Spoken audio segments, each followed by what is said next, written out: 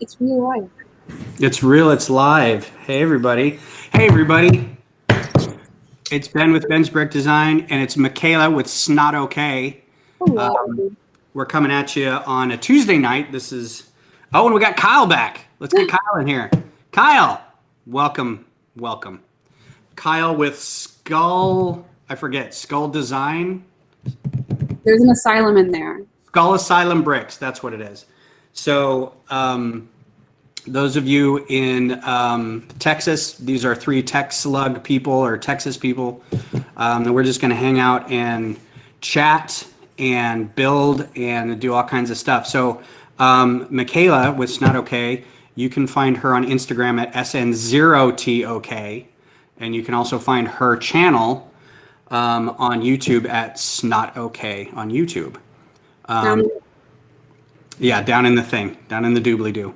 I didn't get a chance to put in Kyle's links for funness in here, but I can put that in there. And it's Skull Assylum. I can spell bricks. And if you're talking, brother, I can't hear you. I know you're trying to get on your computer instead. So let's do that.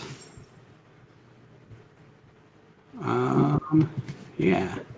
For those of y'all that are Asylum Bricks. Texas, Yes. So we're on the opposite side of Austin, basically. And Skull Asylum, I know, is doing his best to get on with us, but I think he's in the Dallas area near Richmond. I think. Against him. Yeah. Nothing against Dallas. So despite the fact that there's going to be garbage news out of Texas today, with the masks mandate that we just heard about, where Texas has decided that the pandemic's over, we're done, people. It never existed. We're just so bored of it, it's over. We got some chats. Hey, howdy. Kodiak's here. Brad's Life is here. Thanks for being here, guys.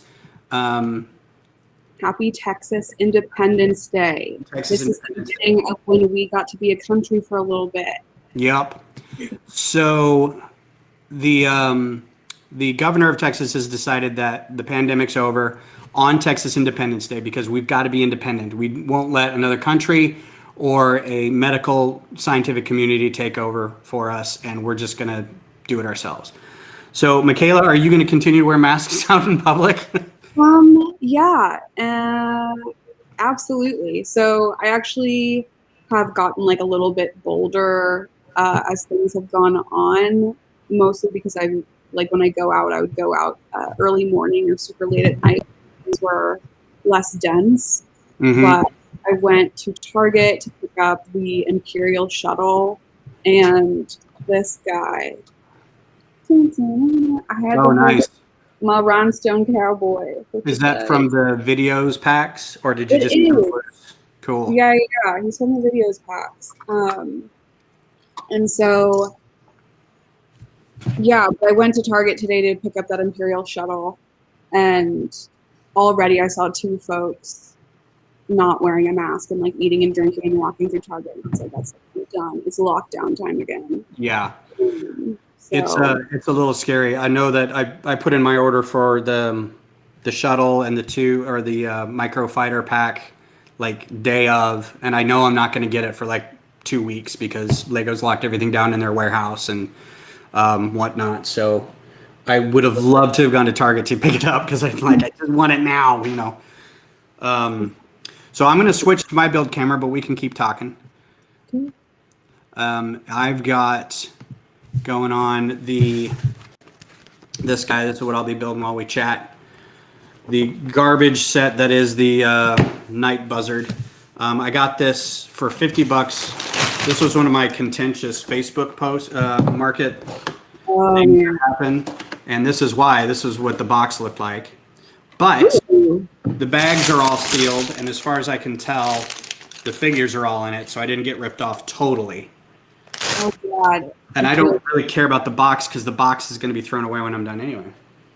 Yeah, I know that some people are like really into keeping their boxes, and I'm still really cut half and half. Like Yeah. the small boxes, I'm like, I can't justify keeping them. But like for the medieval blacksmith set, I'm like, maybe. Yeah. I've kept all, like, I have every ideas set box that I've built, but everything else, like any Star Wars or Creator or whatever else, tends to be thrown away. I still have the Coliseum box. I don't know what I'm going to do with it. So I haven't even watched any like Coliseum reviews, but the first time that I went to Lego store, which was literally just a couple of days ago, they had it built, and I was blown away at how huge it is. Yeah, it's pretty big. Yeah, I will say, this was in response to your video. You were like, it looks really repetitive. yeah. And it is a little repetitive. Brick25, hello, how are you? Some of the chats I'm not seeing on the production backend side, but we can see them coming up on the screen, so that's good.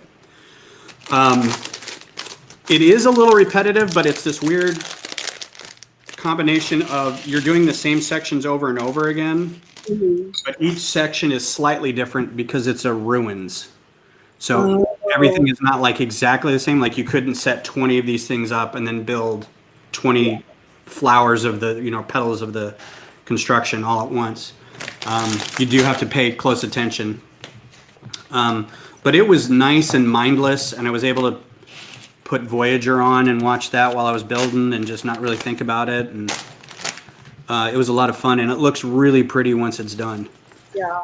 How are you displaying it, or was it a build and de-build? I've got it displayed in my bedroom right now because it's sitting on top of, it's the only thing sitting on top of a dresser. Yes.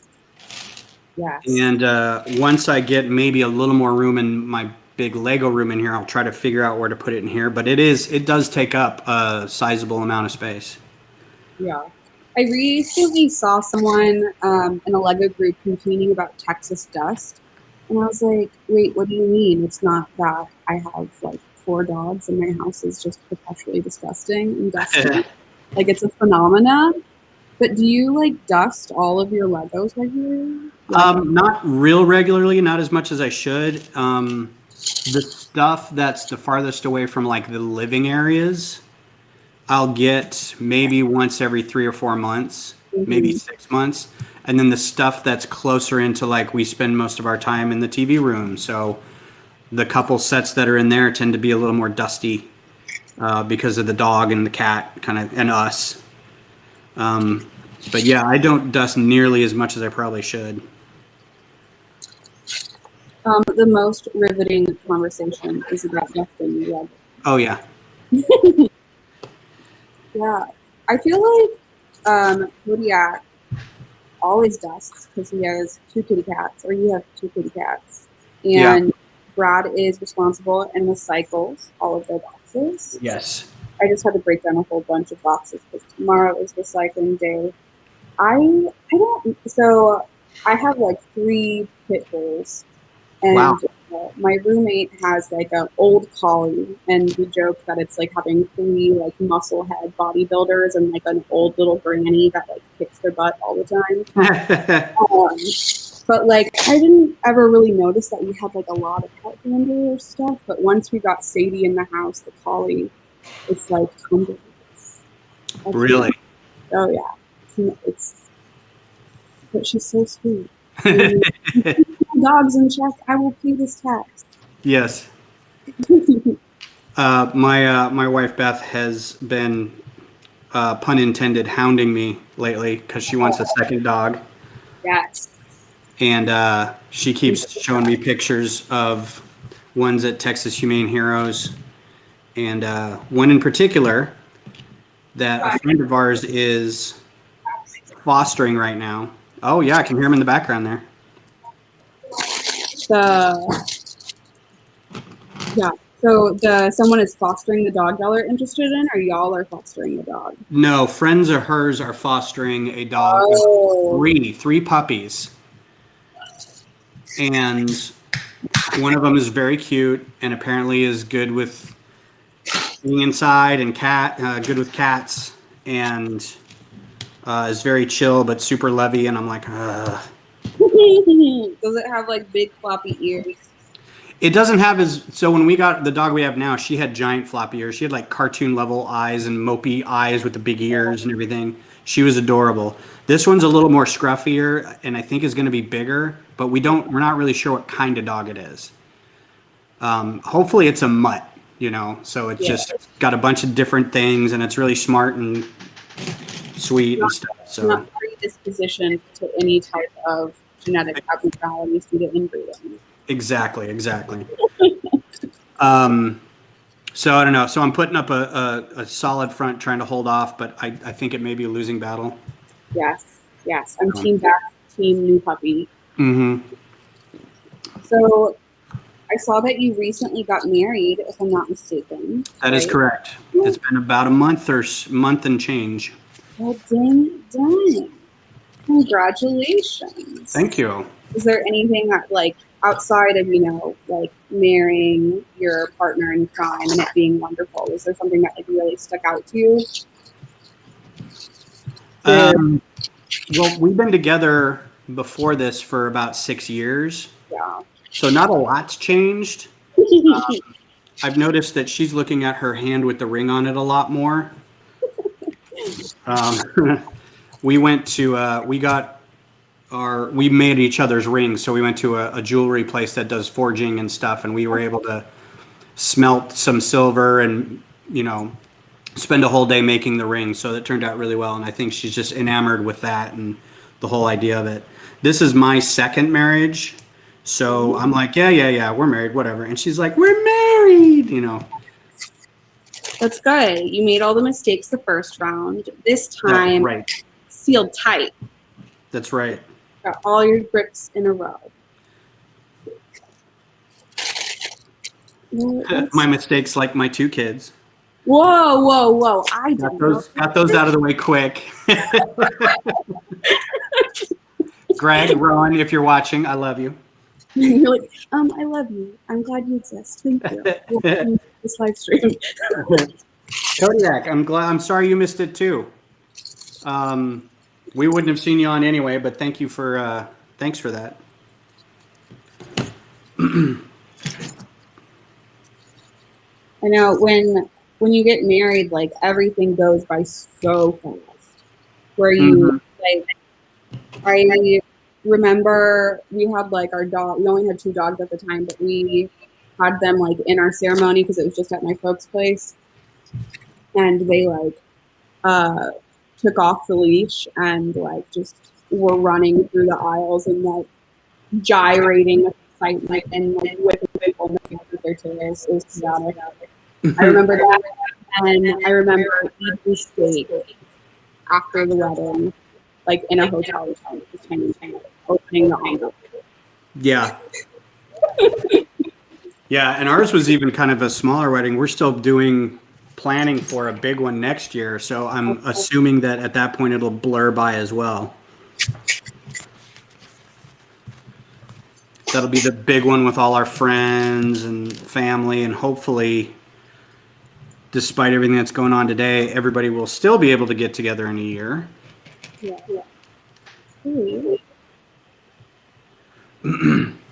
So far, what are you most excited about coming out this year from the Lego company? Yeah. So I am like brand new to Lego. I did not touch a Lego until December of last year. Are you kidding me? You're not like a lifelong fan or anything? No, I'm dead serious. Yeah. So my brothers had Lego when I was growing up, but they're my stepbrothers. So by the time that they came into my life and they brought their Lego with them, I was already like getting into trouble and stuff. Mm-hmm. So I, like my dark ages lasted, almost 3 decades. Gee. But I'm like really overcompensating now. I'm not like super hyped about stuff that's coming out this year. I'm more so like angsty and obsessive about stuff that has existed in the past. Yeah. Yeah. So like the 2012 iteration of the Gungan submarine with like Padme all done up in her regalia. Mm-hmm. You know. Yeah, the rebuild of the Gungan sub was really nice. I think they did a good job on that. Yeah. Because the original one was garbage. It was so bad. Yeah. So like the not being a part of like the Lego community for so long, I felt like I had to do like speed reading on how everything worked. And so I had to go through the fact that like I'm like, oh, like there's this Gungan submarine, or I think it's just called the Gungan sub, but Yeah. they're like, oh, it's here on, like Bricklink for $40. I'm like, oh, but that's the earliest one. That does not come with what you want. Yeah. But there's like the notes underneath that's like no minifigs. No minifigs. Stickers are already put on it. Yeah. I'm like, oh. So lived in a smoke-filled, cat-infested home. yes, yeah. So luckily, I feel like building and playing with Lego is like the only thing that brings down my cortisol levels. So I've been able to maintain that like bright-eyed, bushy-tailed perspective. Yeah. Which I feel like a lot of people have, and that's why A-falls are A-falls. Yeah, it keeps them young. Keeps us all young. I would ask Kyle about stuff, but I don't know if he's actually able to talk.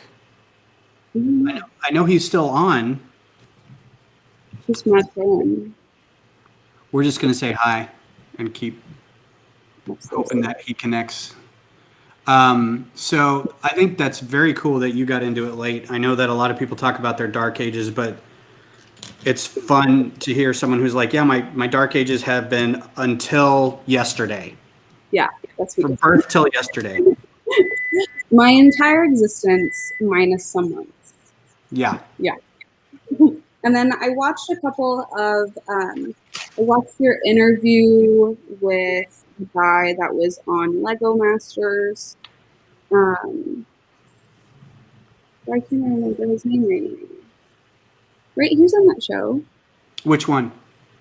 He looked just like you. Just like Boone Langston. Yes, thank you so much. He looked like you. Yeah, I know that one. You're like, oh, you mean my twin? Yeah, yeah. That was an awkward stream where it was two screens of two guys looking the exact same. Yeah, I do. So I think it's funny. Okay, distracted. Backpedal. So yeah, I noticed that. I watched like your videos, and I watched that one interview, and you've been into Lego forever. Yes. And I loved seeing like your super tiny like first set. I thought that was so great. Thank you. So oh, go ahead. Oh, do you have like specific memories that you like really cherish that are centered around Lego? Is it working now? There we go. There he is. What's up, Kyle? How are you guys? We're doing I kept well. saying I kept talking, and I was like, I don't know if anyone can hear me, and then I realized, oh wait, the microphone wasn't even turned on. Oh, technology. It is a blessing and a curse. That is, you know what? As someone who works in the IT field, I completely agree. I don't know how people function when there's not somebody that they can email or call to complain that they can't do anything on their phone. Are you that side of IT or like programming IT? I'm like a systems administrator. So fancy. Yeah, it's a high-tech way of saying I Google stuff when people have problems. Yes, professional Googler, we love it. Yeah, extraordinaire. Stuff changes so fast that it really doesn't matter if I have any training in the area or not. It just changes too fast. But so Kyle, now that we have you here, I'm going to put this up. We can find you at Skull Assylum Bricks, right? Yes, that is my YouTube, and I think my Instagram is skull_asylum_bricks. Okay, cool. I'll put that in there as well.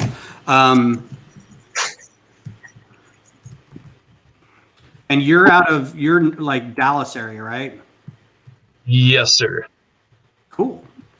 I'm going to type this in and make skull_asylum_bricks. So are you with the, you go to the meetings up there, and I mean, when we could go to meetings up in the Dallas area, the DFW lug? This is my first time ever joining a lug, so I'm new to the meetings and all that stuff. So I have no clue about how a lug works or anything like that. So Well, I'm all new to this. Sweet. I feel like there's a whole lot of newness going on in this stream tonight. No, you got baby New Year's all up in here. I know. I feel like a mentor, like molding the young generation, although it's probably not that. Well, that's cool. I hope once we're able to meet in person, you get to hang out with those guys up there a lot more and go to the meetings and get some build going on and join some events and everything. Oh, for sure. Yeah, whenever the world decides to back up again. Yeah. Yeah, I know we've been doing, the Austin chapter's been doing some virtual meetings the last year. And we've had a couple people from Dallas and Houston in as well. Cause I don't know for sure if they've been doing, their own online meetings or not. So I think as long as you're able to, get on the WebEx, I think everybody's kind of invited to the meetings. Yeah, I've been able to go to watch so far. It's really nice. I blows my mind, like how talented it is. Yeah. Yeah, there's some really good builders out there. What upsets me the most is, despite the fact that I've been collecting and building for amount of years, there's a couple teens in our group that are just absolutely phenomenal. Yeah. We're like, okay, this month's build is this, and this month's build is this, and I'm like, yeah, I spent some time and I made this thing, and I feel all proud of it. And then they roll up with their huge, great, awesomely thought out diorama or something. I'm like, well, I'm just gonna go throw this in the trash. You're like, okay, cool, I'm gonna go. Yeah, I'm out. I do think the really nice thing about the lug meetings in comparison to newer like YouTube community and Instagram community is, I feel like in those lug meetings you get such a wider breadth of people's style.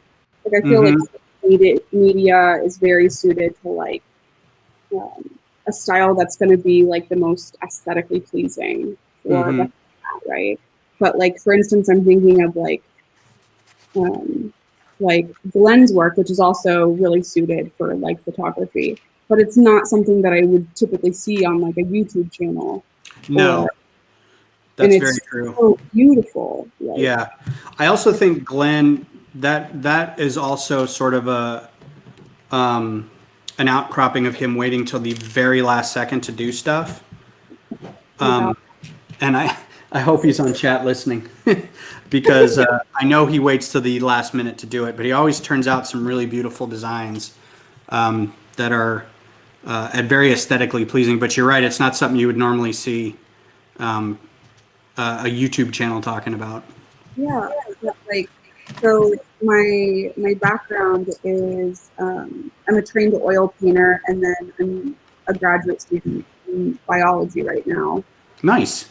And so the art part of my brain, I'm like, yeah, like he has all the compositional, skills and understanding. Like this is so beautiful. The color is really great. There's like sneaky motifs, like the way he incorporated like I don't know if it was intentional or not. I assume it was like the little bowls or the ops rather for last month. It's like chef's kiss. I love that. I've known Glenn through the lug for a great number of years, but not personally for very long. So I feel like he's one of the ones out of the lug that I would like to get to know a little better. He's been to our house a couple times when I was doing like the Lord of the Rings marathon and feast day. He came over for that. I think he came over for one of our like birthday parties or something. So he's a cool cat. He's I don't have any idea what he does, like other than Lego. Like, so if he has any artistic endeavors, like I know Will is the designer, right? And I know a lot of other people are like, well, they do web design or they do graphic design or they're an engineer or they're a software developer, that kind of thing. But I have no idea what Glenn does or did or whatever. So it'd be interesting to find out. I should ask him. What about you, Kyle? What do you do? What's your deal other than Lego? Well, whenever I'm not able to sit down and do Lego, I work at a retirement home not too far from me as a dietary aide. So, okay. For almost 2 years now, and when the pandemic first started, things kind of got a little bit stressful. But now that things are starting to, at least the cases are going down, things are opening up a little bit more, and it's becoming a lot smoother. Well, that's good. Is that a full-time thing that you do? Yes, sir. Nice. That sounds very rewarding, actually.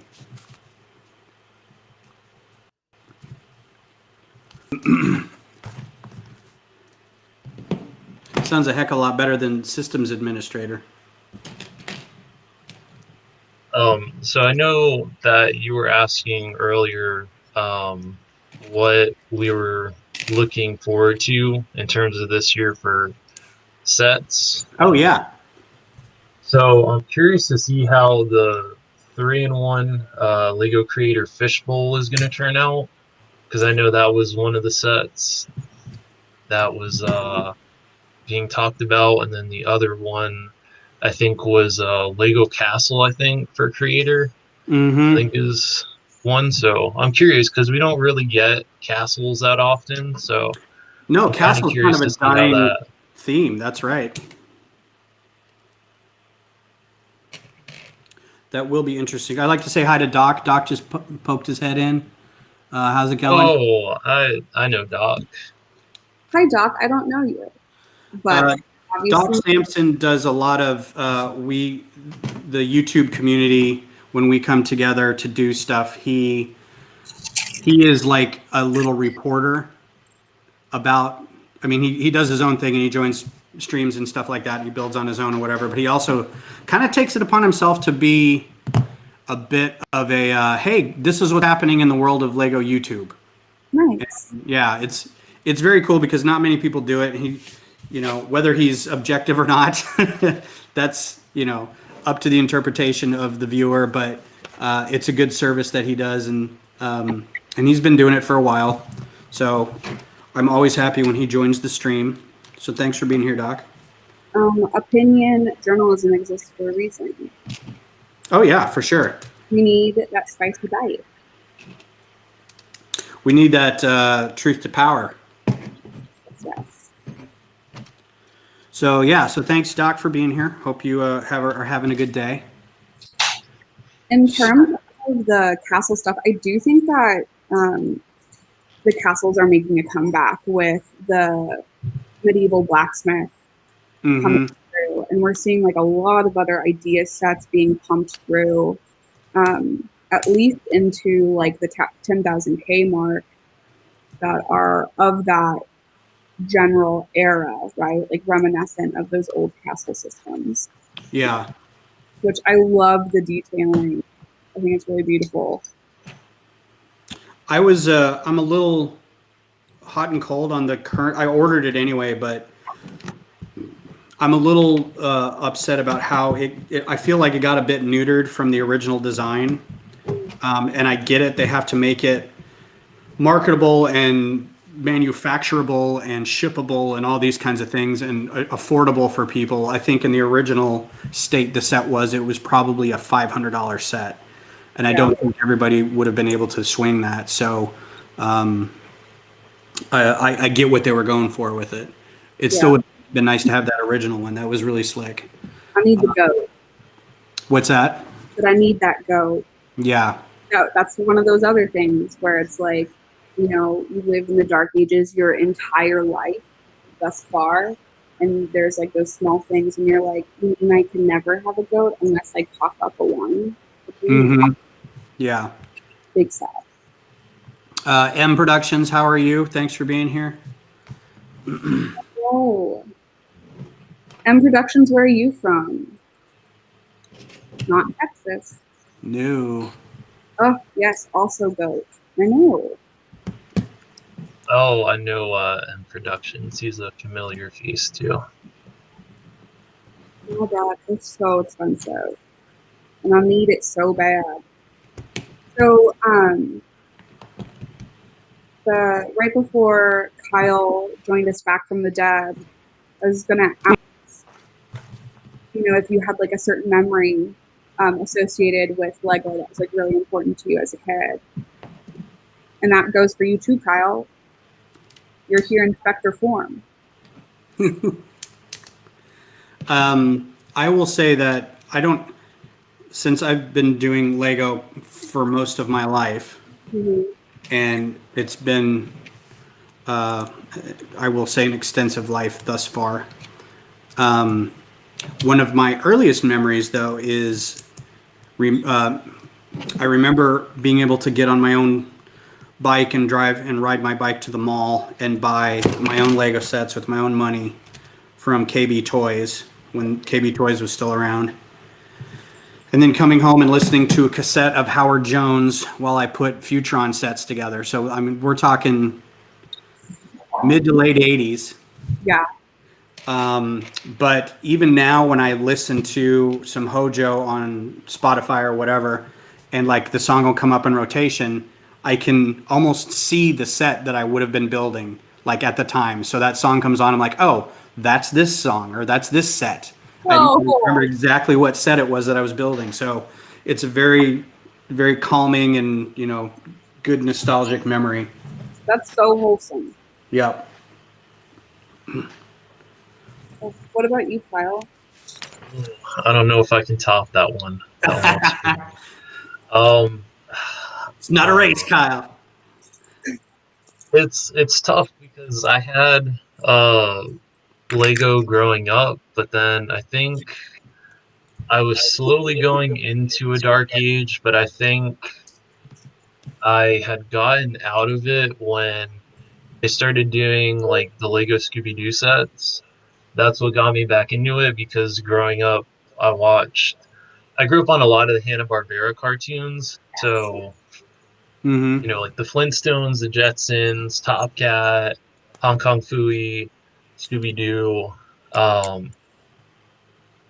Captain Caveman, and stuff like that. So when I saw they did Scooby-Doo and they did the Mystery Machine, that was one of the first sets I think I bought, like with my own money, was that Mystery Machine, not knowing that like not that long after the license would be discontinued, and trying to find Velma still to this day has been my most gotta be difficult journey ever.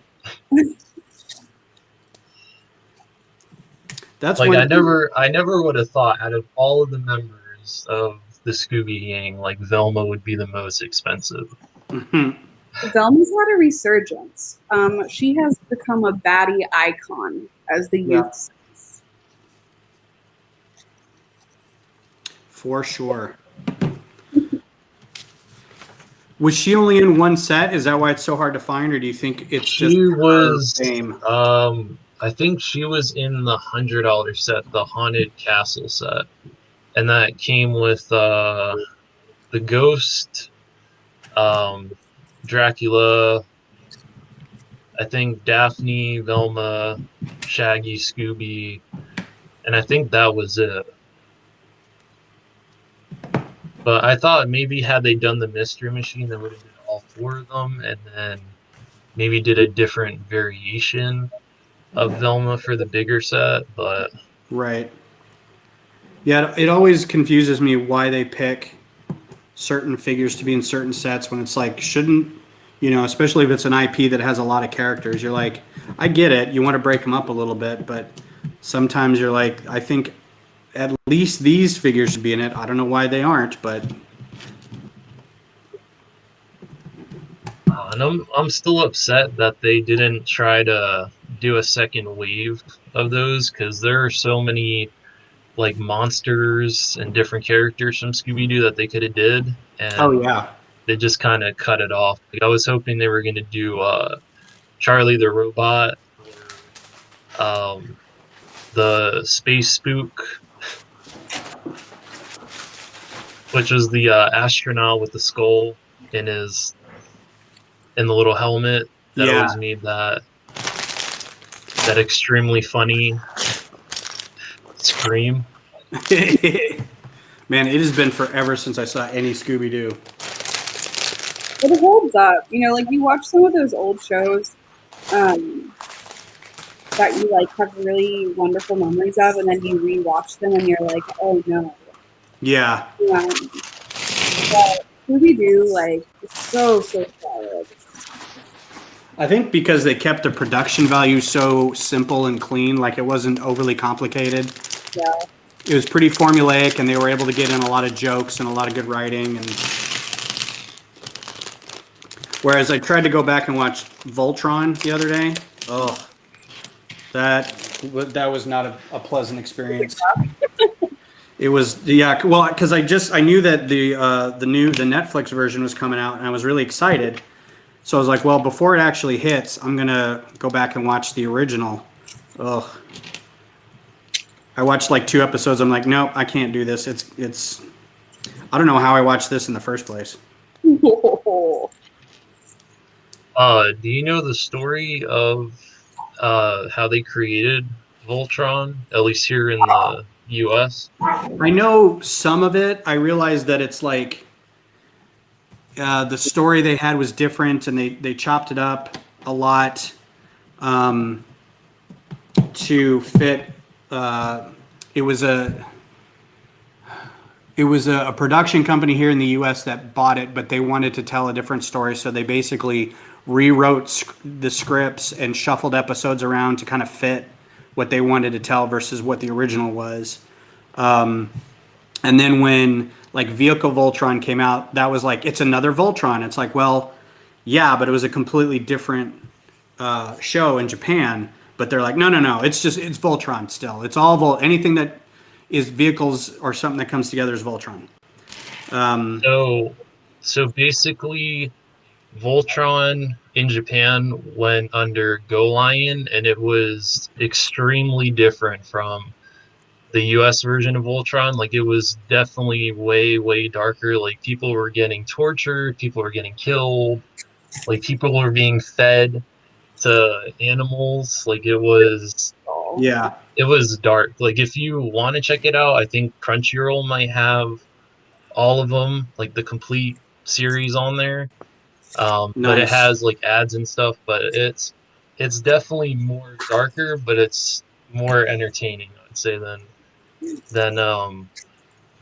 Voltron, and the story kind of flows better than Voltron, since Voltron, they took Go Lion and they took all the dark stuff out and kind of chopped it up and then tried to stitch it together to try to make sense. Yeah.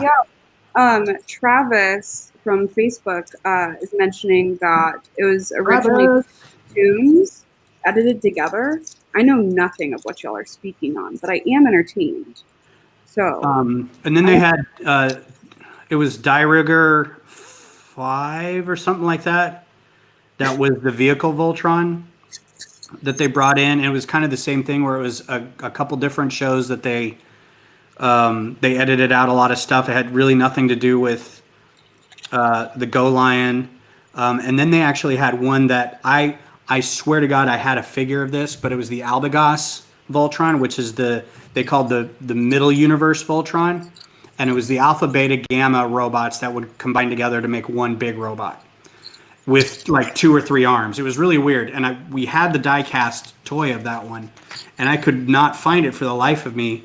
And I think it had like an episode in the States, and you couldn't find it after that. But yeah, between Voltron and Robotech and a lot of the animes that we got, they were just butchered to bring over to the US. But yes, I agree, Brad's Life, the set is awesome. That's one of the ones pretty soon, because I still need to track down the Flintstone set. Mm. Still have to get that. That one's still like relatively recent, right? Yeah, I think it was last year, maybe 2 years ago. Now I can't remember.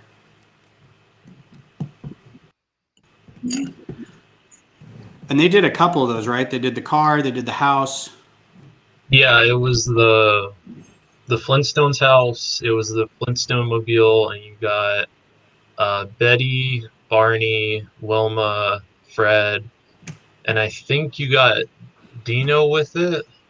And I can't remember if you got Pebbles and Bam Bam, but I think I know you got Barney and Betty, and you got Wilma and Fred. But I can't remember if there were any others after that. Yeah. And then it came with the buildable big like Bronchiosaurus rib that you could attach to the side of the Flintstone mobile to create the opening when it falls over on its side. Yeah. Iconic. What they needed was a molded saber-tooth cat so you could throw it out at the end of the opening. Now, if someone who's extremely creative can cobble together a Jetsons capsule car and Rosie and George and Elroy and Judy, that would be slick. Yeah. I think the capsule car would be pretty easy to do, honestly. I bet we could do that. Or maybe they can do Mr. Spacely's office. Yeah, there you go. Jetson! Kodiak is asking the hard hitters, is ketchup a smoothie? Is a hot dog a sandwich? Wow. Hot dog is 100% a sandwich. Ketchup So, is a smoothie. is ketchup a smoothie versus just a condiment? Is that the question? Is it both or is it one specifically? Oh, it's totally both. Is salsa a smoothie? No, right? No? Because then is gazpacho a smoothie? Oh, gazpacho. My grandma used to make gazpacho. It was so good. And I told Beth the other day, I'm like, I would love a really nice, on a summer day, just a nice chili gazpacho. And she's like, it's like a tomato soup thing, isn't it? And I'm like, yeah. She's like, it's like pico, isn't it? Isn't it like pico? And I'm like, kind of. I was like, but you can put croutons on it. It's delicious. But bread. Mm-hmm. Yeah. The whole reason Caesar salad, everybody loves Caesar salad. Same reason gazpacho is so good. So Travis says that he wants a Johnny Quest set. That would be cool too. That would be pretty cool. Travis and I keep threatening to do projects. If you guys don't know, he does a lot of not micro builds, but very, very, very small, like transformable nano build transformers. Nice. That are transformable, and they are super awesome. He has a couple that are larger, like 4 or 5 inches tall, that are really quite amazing too. And I keep telling him, like, I'm going to order a bunch of orange bricks and just build Autobot City, and we can recreate the battle. from the 1986 movie. And he's like, yeah, I'm all over it. And I have yet to order any orange bricks. This is like 2 years ago at Brick Fiesta. I'm like, yeah, we need to do this. And he's like, yeah, I'm all over it. So that's my bad. But yeah, if you can check Well, out. I mean, you still got time. Oh yeah, we got plenty of. You still got time. But yeah, you can check him out at Brick It Up. He's got a YouTube channel where he shows off his stuff. It's all good. I know Kodiak's doing a lot of good work too on his Instagram. You can check him out. He's been doing a lot of his own designs, and as well as working with a Darth designer on some really slick military vehicles.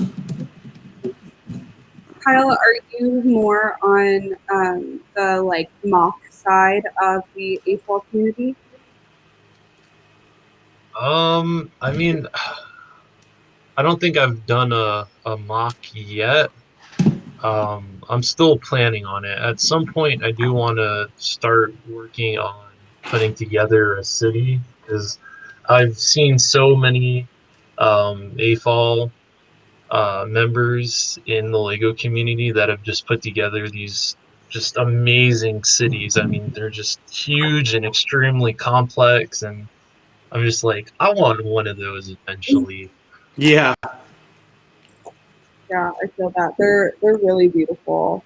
So like, because I'm so new to the community, I feel like I'm learning something new every single day. And so, it took a couple of weeks for me to realize that there was, I wouldn't say like a community break, but there is like a weird line of the mock community versus like the collectors. Yeah, like the collectors. Yeah. And this was something I was going to bring up about the YouTube community in general. And you were talking about like Glenn's work and how that's not something you'd see on YouTube a whole lot. Yeah. And I feel like YouTube there's definitely a split on like the creators, but you don't really see the creators on YouTube. You see their work on Instagram or other photo, like Flickr's still a big thing for Lego builders because they can show their art. They don't really care about, chatting with people about the business or about sales and stuff. Whereas I think a lot of the people who just like buying the sets and collecting and talking about the news and stuff have more of a YouTube presence, because they can review sets and they can talk about new stuff that's come out, and they can do that kind of thing. It's hard to mock when you're in this situation, because you're like, well, I'm sitting at this table that I've got rigged for light and sound and computer, but all my Lego's on the other side of the room. And if I wanted to build something, I'd be like, be right back. I have to go get this one piece. And then 2 seconds later, be right back. I got to go get this one piece. Yeah. It's really, I think it's really interesting, just the kind of like shift in dynamic, and also how there's the like clustering of personalities is really interesting as well. Like you very much have, as well as like there's like, it's so weird that there's this complex dichotomy between like collectors and folks but like everybody's an AFOL, right? Like we all are super obsessed, we'll die for the brick. But I feel like the mock crew tends to be a little bit older on average, and the YouTube like social media crew tends to be a little bit younger. And there's also the separation of like, I feel like you have more big personalities on social media, and then you have like really dedicated, I mean, everybody's dedicated, right? But like immersed, like invested folks in the mock community. And it's just like, the dynamic is so weird, but also fascinating. And if I'm not mistaken, like you're totally in the mock community, right, Ben? Yeah, I mean, as much as I like buying and building the set, I will keep the set up for a couple weeks just to kind of look at it, and then it's immediately taken apart and used as material to build stuff. there's even a split, I would call this sort of like the Methodist Church split between the 1683 whatever schism. There's even a split within the mock community of I build mocks, but I do it digitally. Oh yeah. Versus I build it in real life, right? There's like really interesting, like, so the therapy time with Michaela. So I'm like I've like searched for community, right? And so I've been in different aspects of community, and there's always like a toxic aspect of a community. Very much so. Because humans exist, right? Mm-hmm. Very simply because humans exist. But that type of like divisive like snarkiness of like, well, I build in person, well, I build online. I'm like, what are y'all talking about? Like, we are both nerding out over bricky blocks. Like, what are you doing? Yeah, plastic bricks, and everybody, you know, all the figures have smiling faces. I don't understand the downfall here. Yeah, like, we all spend too much money on shiny blocks. We need to chill. And the thing that rattled me, because I knew that it was out there and I didn't think it was that bad, but I joined up on a stream one time and the people were that was the discussion topic was, is digital designing a mock, right? And I was going to jump in there and say, of course it is. How can you? And then I realized, you know what? Instead of arguing with these people, I'm going to go sort some Lego and whatever. Because I wanted to make the point that I use the digital aspect of it to be able to figure out what bricks I might need. So yeah, I'm going to design it there first because I may not have everything I need. And then, yeah, once I'm done, I'm going to render it. And yeah, then I'm going to show it off. So, I mean, it's going to be built eventually, but at what point do you not consider that a creation that I did? You know? And from an artistic point of view, I'm like, when I drew comic books or when I drew cartoons for people and stuff, it's like, that's just design? I mean, is that not my own creation as well? Is that somebody else's when I do that? Yeah, and there's also like, so, you know, to get more real for a second, there's like a big, like, there's a fiscal aspect to that too, right? Where like you can like, if you're being spicy, it can kind of lead into classism in a way of like, you know, building physically. And if you have these big ideas, like it costs a lot of money.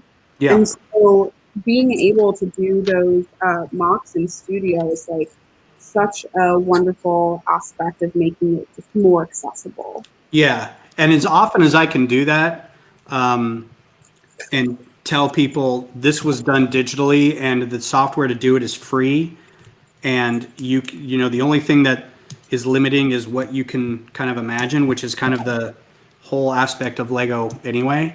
Then do it, you know. Classism. That's actually I had tweeted something the other day and I kind of regret that I did it, but my hot take was people who just take pictures of what they bought at the store and just giant stacks of boxes, and they're like, hey, look how much my wife loves me, or look how much my husband, you know, my partner did for Valentine's Day. I'm like, you might as well just take a picture of a stack of money. I mean, that's great that you're into Lego and I like that, but at the same time I'm like, why did you do that? I've never understood the desire to take a picture of a big stack of stuff that you just bought. Yeah, I think I think it's really interesting where I think social media has made it to where we're more able to kind of like other people. And because there is like such a big wealth disparity, like I can understand from the same kind of context of like little kids that really like to watch other people toys. Which is like, what's up? That's exactly what we're doing. I'm talking about like little kids, right? They're doing that. But like us too, we can kind of like live vicariously based off of what we have access to. Yeah. But there is that point where it's like there's a big difference of like making a thumbnail, you know, on YouTube or something along those lines of like, this is what's going to be in this video versus like bloating on a Facebook lug page every 2 weeks. You know, like there is a difference, but I think there's like a lot of complexities that we just kind of ignore on a day-to-day basis.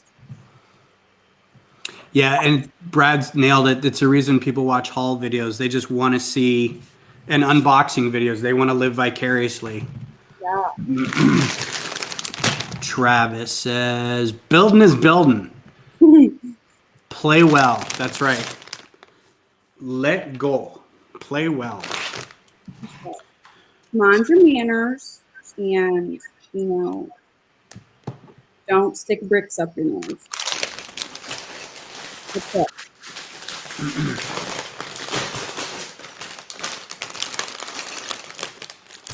So that aside, Thursday I'll be building the Porsche. It came out yesterday. It came out for VIP the 16th, right? Yeah. So I did the VIP order 14th or 16th or whatever. Mm-hmm. I mean, it just got here a couple days ago. So I'm like, wow, that was, I guess, good thing that I ordered it early. I don't know. Right. So how do you, I mean, I can assume how you feel, but how do you feel about us not getting the promo in the States? I'm pissed. That's not the reason I bought the thing in the first place. I bought it because I don't know if you can't really see behind me now, but I have. Let me see if I can change my camera. For those who are aware of, I like the cars. Yeah. Right? They look good as display things. These are some of the few things that I have on display because I think they look good as display pieces. So those are the things that I dust the most.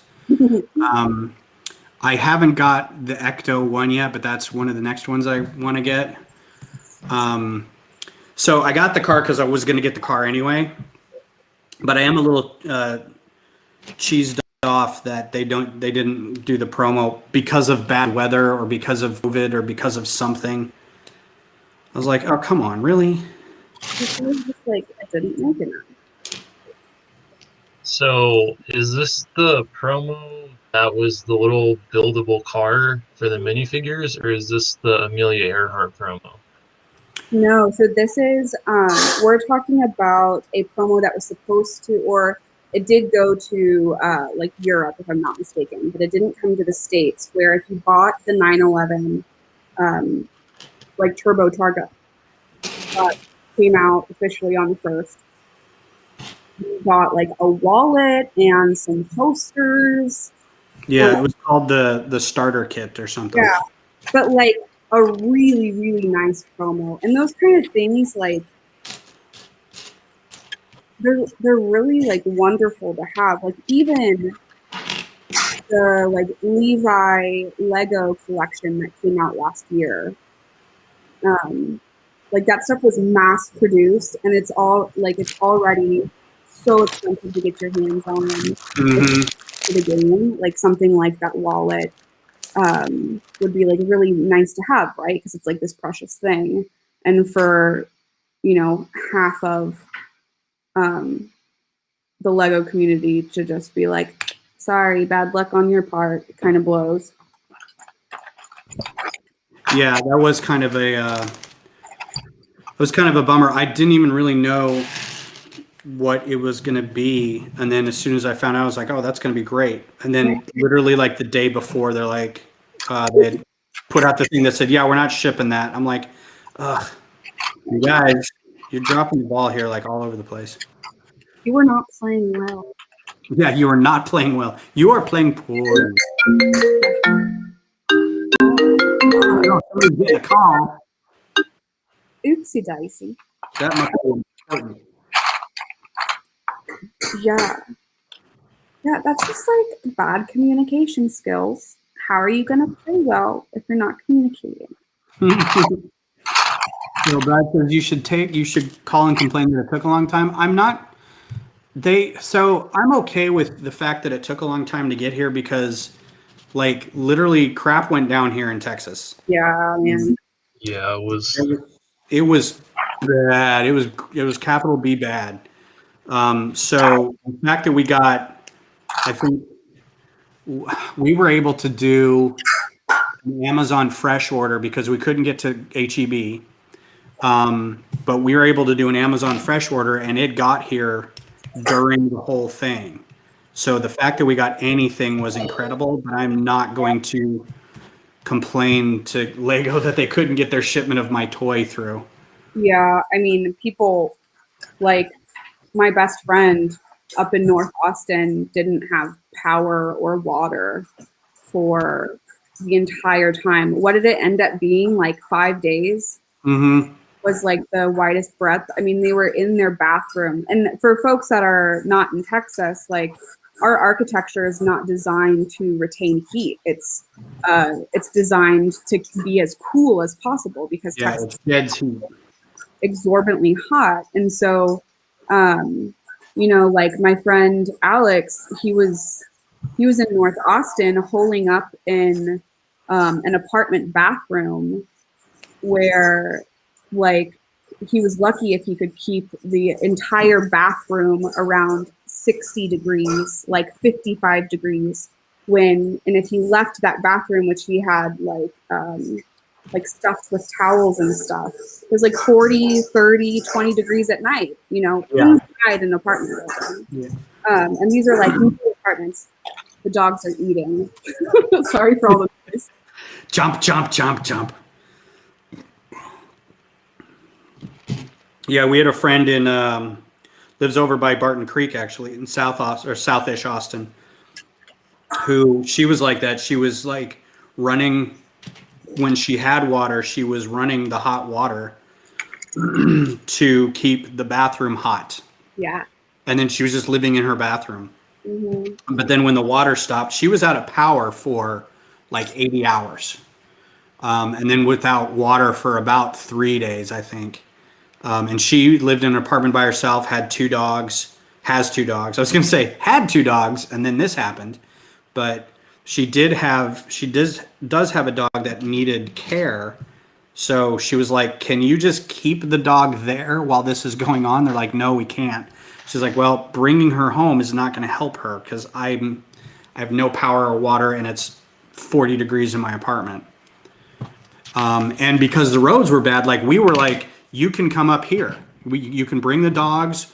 We'll put ours in a crate. We'll put yours in a crate, whatever. But we couldn't get down there. I mean, it would have taken me 4 hours to get down Mopac.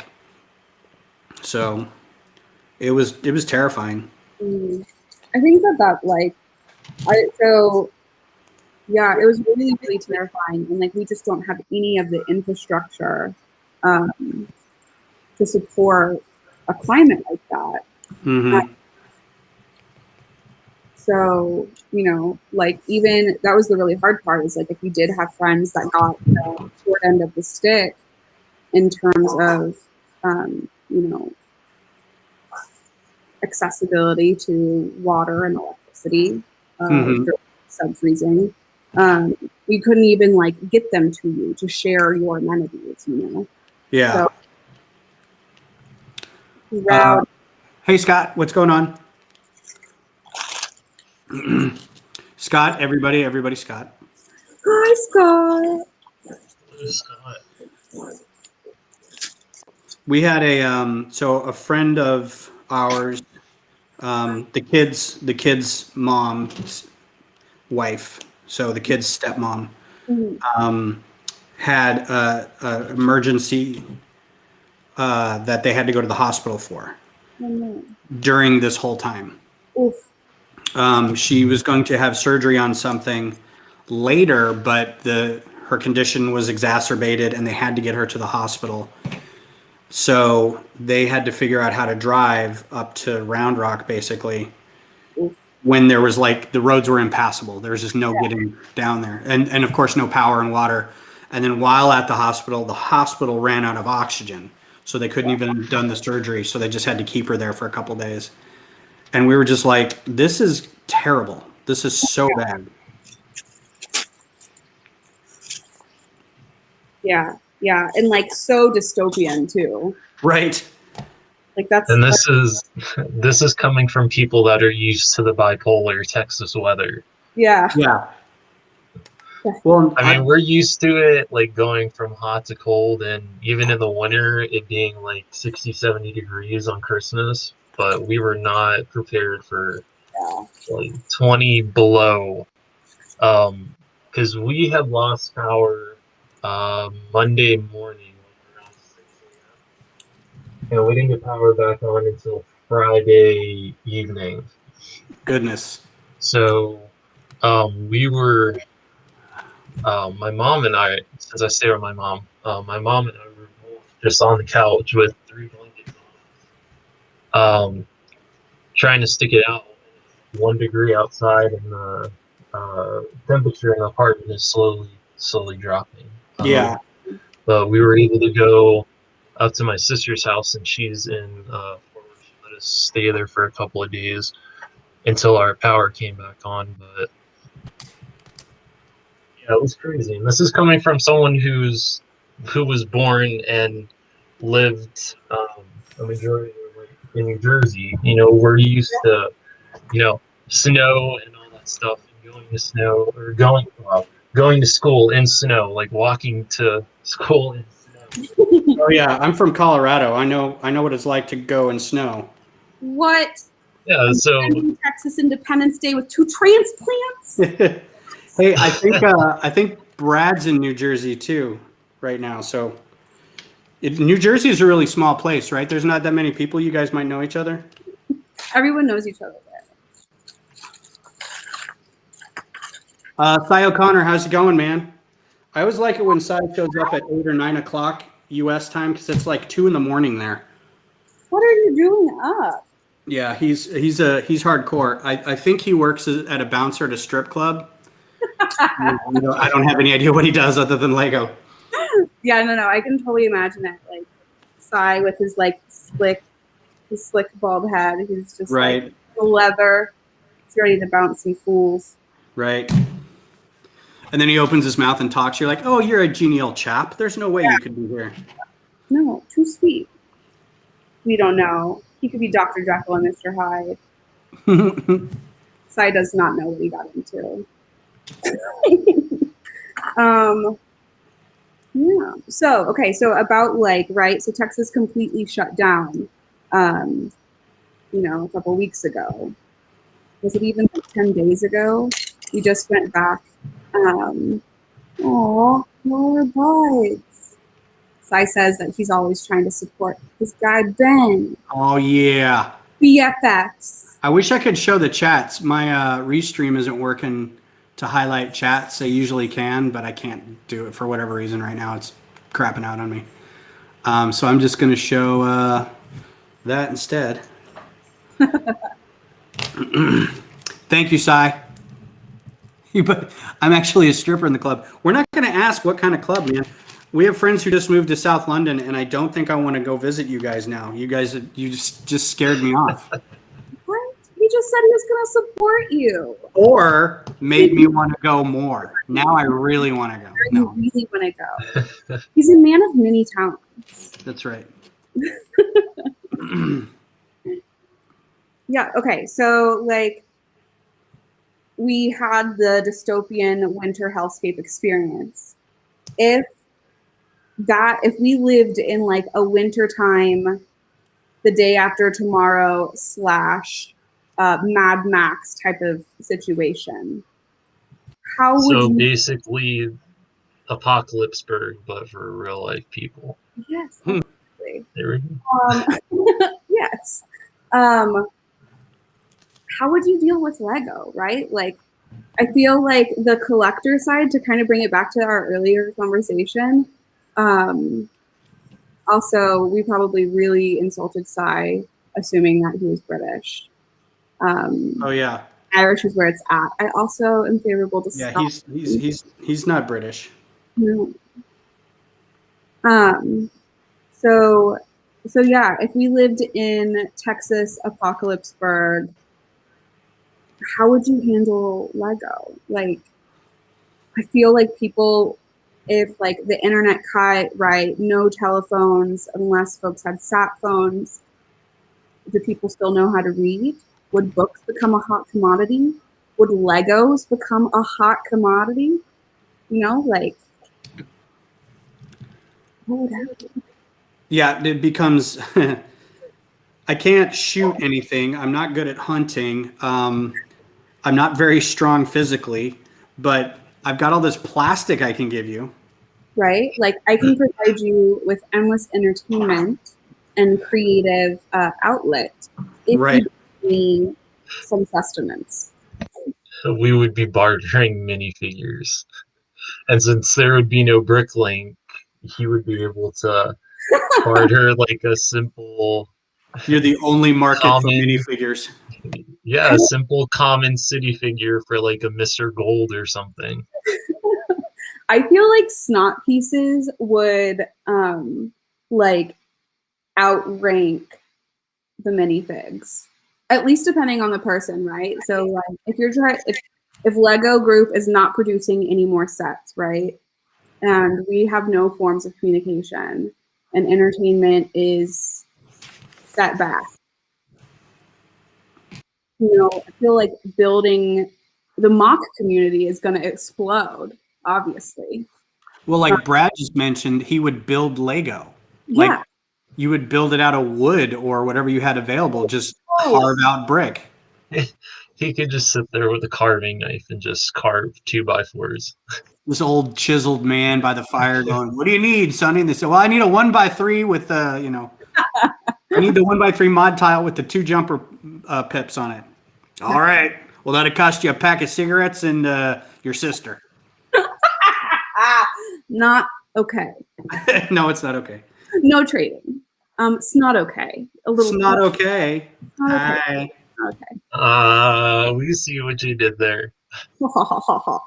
Kodiak says, if you think there wouldn't be a black market for Lego in the apocalypse, you're wrong. I'm throwing down a gold watch for that Darth Vader collector minifig. I mean, like, what? Oh, and then you know what you do is then everybody you kill for food and water, they have like a sig fig on their person, and you just take that, and now you've got like a necklace full of sig figs, and people are like, okay, well this guy's trouble because he's got 30 sig figs on his belt. Oh, so they would become kill tags. Yeah, exactly. Sig figs would become kill tags. God, I feel like that is at least. Although the significance would be the same, it is less threatening than like people wearing teeth around their neck. Or toes. Or toes, yeah, a la Walking Dead and all other apocalyptic comics and media. Yeah, I don't know. Like, I mean, what I'm specifically thinking of is it Pretty in Pink, where Molly Ringwald like gives somebody her underwear and he like shows it to everybody. I feel like he charges people to look at her underwear. I think that's 16 candles. 16 candles. I feel like it would, for some reason, I feel like it would be that type of situation. Bye, Sai. Bye, Sai. I feel like it would be that type of situation of like, okay, I will rent out my Lego to you for your dehydrated, super flavorless beef jerky. I do need it back in 45 minutes. Right. That's fun. Are you building anything right now, Kyle?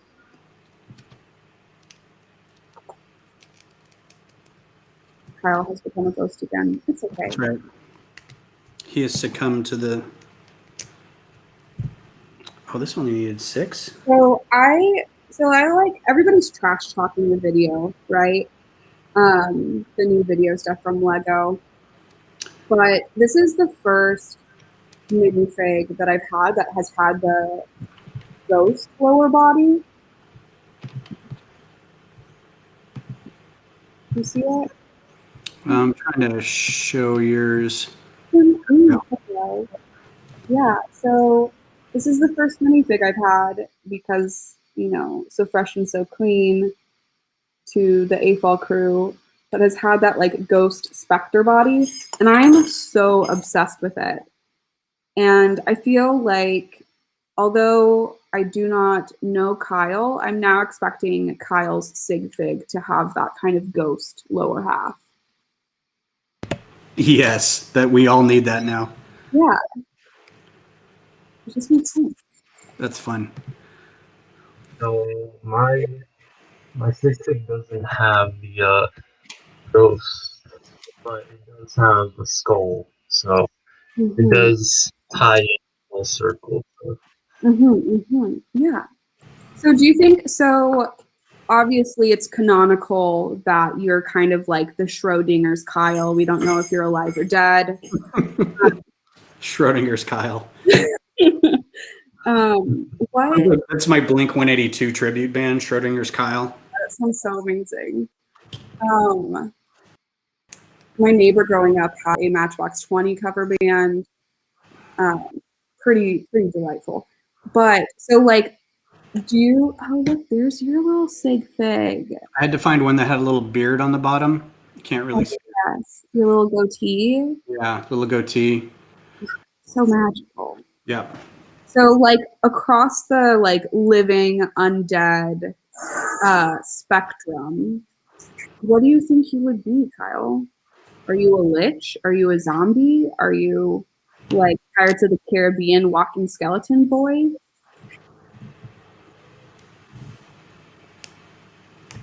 He's an unanswering specter. I think I would be ghost. It's like straight ghost. I feel like that just solidifies that you need the ghost legs. You need the specter legs. Yeah. And then you can have your little skull face and you're good to go. The torso is where you'll be able to spice it up. You could spice it up with the punk pirate torso. Ooh, yeah. That'd be really good. Yeah, I kind of agree with Brad on this. The figs are great. I don't think the AR video part is gonna bring too many people in. And I know that's what Lego really kind of wanted to do. I don't know, like... But the figs are awesome. Right, like if it's not broke, don't fix it, right? And I feel like that's what Lego has been trying to do consistently. Is like, why are you trying to fix the fact that people are like building with something completely tangible, or you know that they can make tangible later? I don't get it, man. Get off my lawn. I have. That's me. So from the video series, I got the. You got the what? You're kind of cutting out a little. Let me grab them. So I got the Banshee Singer. I got the Punk Pirate, the Punk Shark, the Ice Cream Guy, and then I managed to get the little alien guitarist. Yeah. So you already have the Banshee. You're telling me that you have that ghost body and it's not already on your sig fig? I feel betrayed. But I see she's so cool looking. I don't want to tear her apart. She is pretty cool looking. Also, that alien guitarist, I like the fact that we've got something with one eye now. That means we can start doing Futurama builds. Oh, nice. What is their skin color? Is it orange? Yeah, it's the wrong skin color, but you could still kind of fake it, I guess. That's true. now that we have this one-eyed alien, someone to get creative and do a Lilo and Stitch mock for Lego ideas. If they can somehow put together the Lilo and Stitch house with Jumba. you guys. And Plankley Yeah. and Lilo and Stitch with a cool little hover car. I would buy that instantly. Like the day that got released, that would be an immediate purchase. It would be the I don't care what my bank account looks like. I'm getting that overdraft fee. So my Yes, for nostalgia purposes. let's see. Boom, boom, boom. Yeah, so Scott says that figures are great, but nobody likes the bricks. Brad's preaching the truth. The app is just like, it's just really bad programming. And it is. It's like the same thing since the 2000s. So I recently got a bulk. It wasn't a bulk buy. It was actually like an interesting setup to where my aunt was given a whole bunch of bricks that had been in a house fire. Oh, and no. yeah, so they had like a lot of smoke damage. And so I like helped her like scrub as much as we could so she would have Lego to build with. I like brought her to the dark side, and she's like moved from puzzle building for years and years into Lego. And some of the stuff that we found was this like weird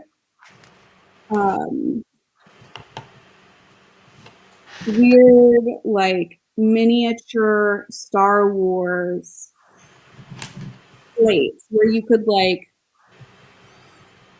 put an action figure on it and it would like talk. Oh, was it the Power of the Force ones? Yeah. I have them. They're so weird. Well, if it's the ones I'm thinking of, they have the little like almost pog kind of things with the foot things that you stand them on, like dimensions, like Lego dimensions. Yeah. So When you put them on it, they have like 2 or 3 sounds that they say. yeah. So The like weird thing about those figures too is that they were like all super buff. Like Leia was like ripped. that's how it is with it is the Power of the Force. That set came with one of the Power of the Force Darth Vaders, and they're like super stacked. It's totally that weird era of like the late 90s into the early 2000s. Yeah, everything was extreme. It was extreme. So these Power of the Force little guys, at first I was like, oh cool, they're like Star Wars dog tags, and then I looked them up and I was the same as Jeff. I was like, big oof. Yeah. Hey Jeff, how's it going? And that's exactly how I immediately thought of these like weird little Power of the Force stands when video came out, and I was like, we're gonna look back at this. Mm-hmm. Like that was so rough. Why Yeah. are you wasting money on that? If the theme has been out for like a day and the first thing we're thinking of is we're going to look back on this, it's probably not good. I know, but like Lego is like the Lego group is so brilliant, and they've been trying to make fetch happen, and it's just like not going to happen. Stop trying to make fetch happen. Absolutely. Like the Lego group needs to not be a Gretchen. That's it. That's it. And that's what they're trying to do. And Hey, Beth, we're speaking your language in here. yes. He's on her headphones. We're on that wavelength. But Yeah. like, yeah, I just feel like they keep trying to do it. And you look back at like Lego's other attempts to introduce some type of technological aspect. Mm-hmm. And those the tech aspects never survive, but you know what is surviving? Like the little minifigs or the set themselves. And so it's like, why are you wasting money on this, like, on the marketing and research?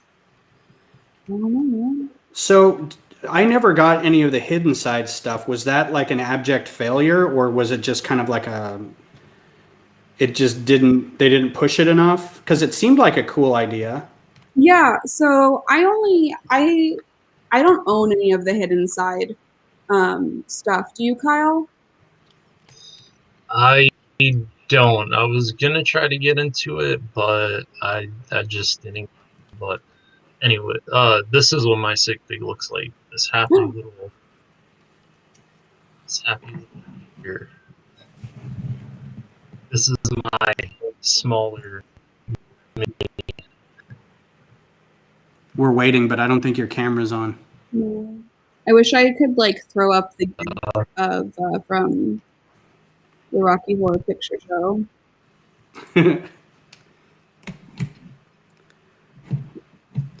So yeah, while we wait for Kyle's Spectre Sig Fig, I'm just gonna like speak it into existence.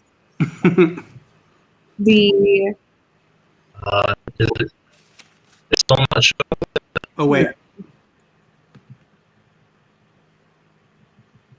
we got another camera here. Oh my! Ooh, lar. Ooh, Brad bought a hidden side clearance. So there he is. There's minified. So there's a series. Oh no! Just 16 so legs. Lego City with face and the ray from the when it gets cold outside. We cannot see it, but I feel like very visual. Yeah, we got a pretty good description. Yes. It is very much like a Tolkien novel. Big fan. Well, I do have pictures of it on my Instagram. See? Oh, So there we go. Well, here, let me pull up your Instagram, and then I'll just share my screen. Yeah, Ben coming in hot with the skills. So yeah, for like about Hidden Side, I only know from from like going into the different stores and seeing it there and just recognizing how awful the box art was, which is like what Jeff has mentioned. Mm-hmm. And like I think Hidden Side was really just a failure on the design team, sadly, in terms of the packaging. I think the concept was really cool, right? Like there's this hidden aspect of the bricks that you don't see unless you like access the app, right? You actually like pull out and play with the minifigs. But even then, nobody's really going to be accessing the hidden side of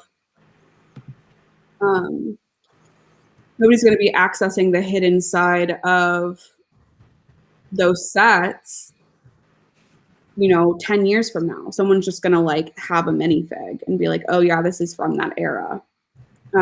Yeah, I still need to get that bus, the school bus. I should have grabbed it when it was on clearance, but I think I was looking at something else. And then when I went back, they were all gone. And I was like, oh, okay. Well, I guess I'll try to find it eventually.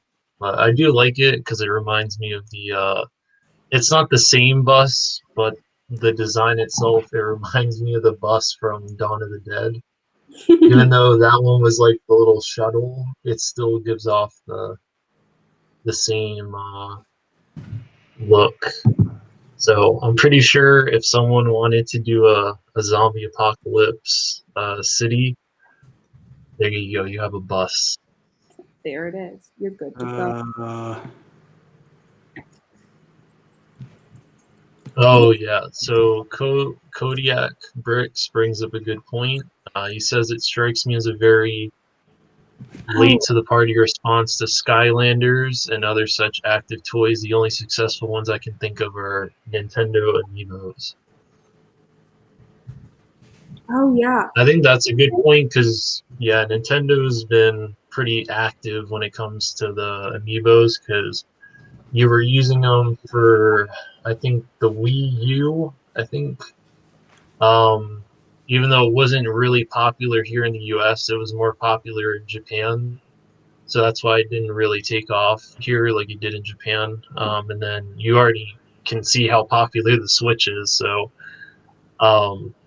yeah, Nintendo's been successful with those. But yeah, I remember when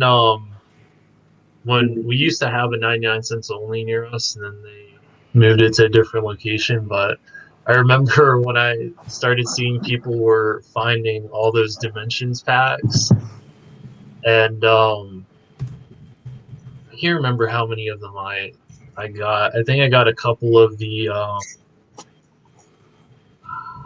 I think a couple of the Portal packs, because that one was pretty cool, and can't remember what other one I got. I think the Doctor Who one I think I got. We are having technical difficulties with an IT whiz. Yeah. It's okay. I can't. I'm not on my computer. It's just that you're human and not, you know, an AI. Yeah, it's one of these where I'm like, okay, I'll just log into Instagram from here, and it's like, nope, that's not your password. I'm like, yes. No, that's not your password. Look, I know it is. I'm not going to reset it because as soon as I do, it's going to say, okay, type in a new password, and then I do, and then it goes, yeah, you can't reuse an old password. I'm like, oh, so many middle fingers. All right, so I'm on your Instagram, dude. I'm looking for. So this is his.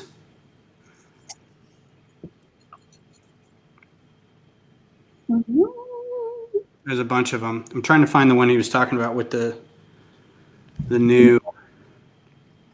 Oh, that's the one. I just made multiples of them in case anyone wanted to trade sig figs. Gotcha. I did get one sent out to England earlier today, so that's pretty cool. Very exciting. That's so I don't get to visit England, but my little plastic counterpart gets to see England. Yeah, that's unfair. That's just tragically unfair.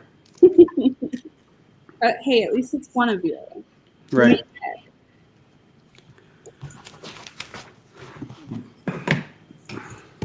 So I think someone mentioned, oh, it was Brad. He mentioned the buying some of the Sonic sets. Was that specifically for, I don't know if he's referencing the amiibo? So I think Dimensions only had that one little Sonic pack, and I think it had the gold ring on it. And I think it had the little car that you could use with Sonic from the Sonic racing game. I can't remember if they did a Tails to go with Sonic, but I knew they did Sonic, they did Mission Impossible, they did I think it was the Sega pack. No, it was the Midway pack. That one I wanted, that one. I never found it because I would like the little arcade machine, and I wanted to copy the instructions from that in case I ever wanted to build an arcade. And I never got that one. I wanted the Powerpuff Girls because that was growing up. Powerpuff Girls. I was, yeah. When it came to Cartoon Network, that was the kind of cartoons that I was watching as a kid. It was like Samurai Jack and Powerpuff Girls. There was the original Teen Titans. There was Grim Adventures of Billy and Mandy. Foster's Home for Imaginary Friends. That would be an amazing ideas set. Foster's. Yeah, the big house. Yeah. And all the different. I'm kind of curious how they would tackle Will. Maybe they could use the what were those called? Mexos? Yeah, the Mixel joints. Yeah, they could. Yeah, that would be. All right, everyone in the chat, if you're trying to come up with an idea for a mock, we're giving you ideas here. You don't gotta give us credit. just know that when these sets come out, we'll buy them. We will support you financially by buying Whoa. Yeah, we'll at least buy a set. Hey, Seth, I will agree to that. So how do y'all feel about the new ideas set? This is like kind of old news, I guess, but about the new idea sets that were approved this round. So we're talking the Van Gogh. Van Gogh and then Sonic. I would have to see the Sonic one, even though I played a lot of Sonic as a kid. I would have to see how that one turned out. The one that I'm leading on is the Winnie the Pooh idea set, the 100 Acre Woods. I want to see how that turns out. Did that get voted in, or was that just still in? Yes. That one, I think it was February 21st, I think, is when they approved the set. So that one and the Blacksmith idea set, those are going to be the two that'll come out together when those get released. It's already out. Does that mean? Oh, so then maybe maybe it's the Blacksmith set, and then maybe the Winnie the Pooh one. Oh, that we may get Winnie the Pooh later this year. How does that work? So, like, will we get multiple? Is it possible to get multiple idea sets in a year? If they voted in a couple, I think they would do that. I'm trying to think of another time where that was where we got multiples. I think like I want to say like something else came out with the ship in the bottle. Oh. And I'm trying to remember what it was, but I think that because Ship in the Bottle came out like in the summer, and then something else came out like it was scheduled at the end of the year, so we got it in like March. But now I can't remember. But yeah, I think we get a couple per year. It's like, it was I think we got Ship in the Bottle and the Apollo 5 the same year. Oh. Among others. I thought we got more than that, but I don't know. I'm gonna like enrage so much of the community, including you, Ben. But I think the Apollo 5's trash. Oh no, why? I don't know. That's the really big one, right? Like the tall missile thing. Yeah. Yeah, you have it in your background. I do. I don't know why. I think it's just so boring. Do you have it? I don't have it, but it's just not appealing to me whatsoever. And so I'm like not, person, but it's not. I will say it's not a like cosmetically from the front. It is just kind of a boring silo. I think the interesting part of it is actually building it, because there are a lot of interesting ways to make it as round as it is when there aren't a whole lot of Lego bricks that are round at that size. So the interior construction is a lot of fun to kind of see come together. Okay. I'm also just giddy with the idea that there are 1,969 pieces.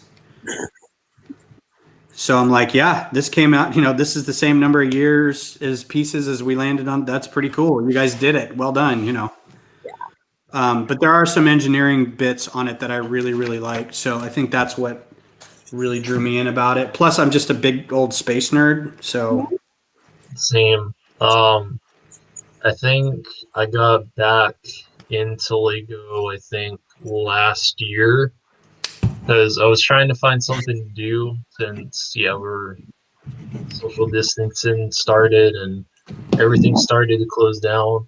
So when I got back into getting Lego last year, I was mainly focusing on space sets, like some of the Lego Movie 2 sets, like the Benny Space Squad. I got, I think, 2 of those, and because I like the little classic astronauts. And then I got the really cool, I think it was called the Sistar, the Lego Movie 2 spaceship for the Little Friends. Yeah, the one that had the character. stickers come out of the back of it. Yeah, that one. I got that one and I put it together, and I like that one. The Saturn V was on my list to get. I still haven't gotten it, so I need to get that one. And then when I went to find the those video figures, I saw they had put out the Lego Ideas Lunar Landing set. So That one is now fun. Lego got me with that one.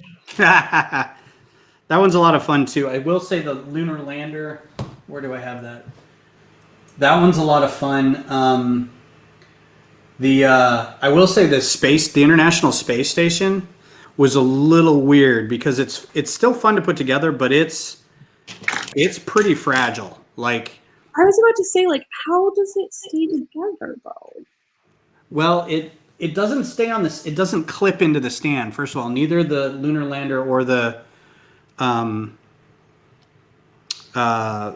space station like clip into anything, so you can pick them up off the stand.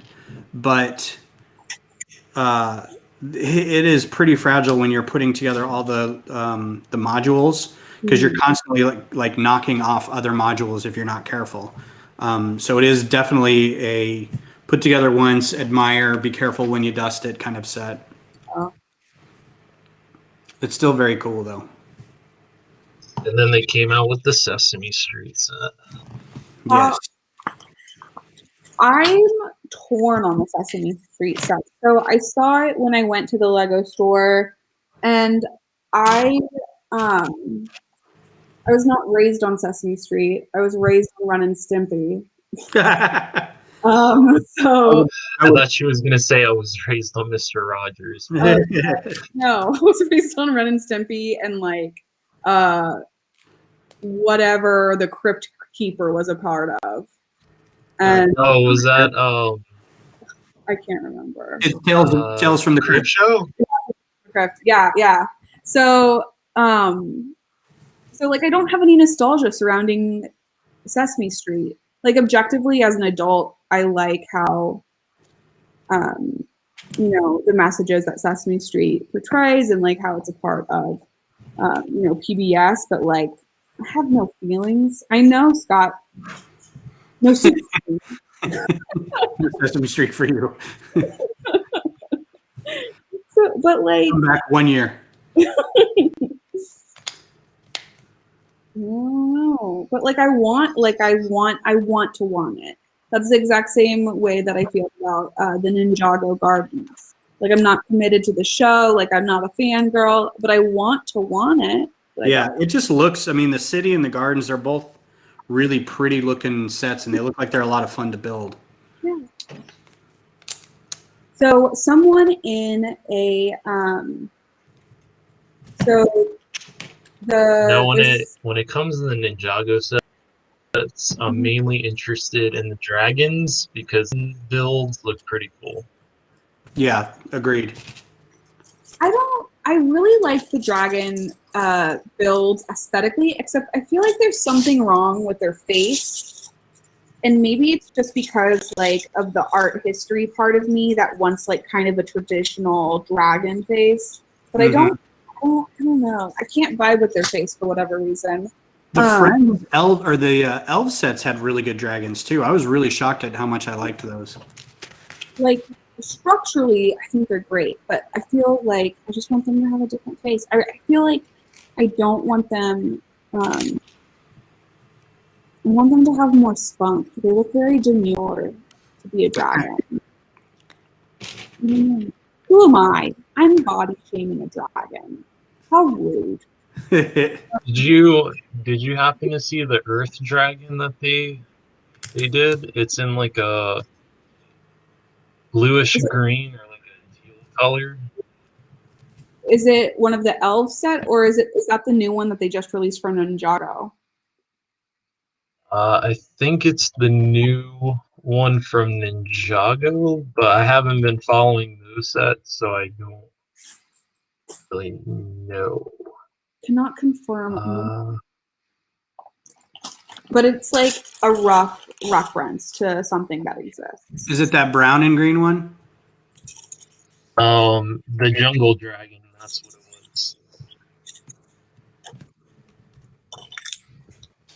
was. Yeah, it just came out. It's that brand new one. It's in like a, I'm not really sure what kind of green I could call that, because it's not sand green, because it's not a dark green and it's not a super light green. It's a kind of bluish green. It's got kind of gold. This one? Mm-mm-mm-mm.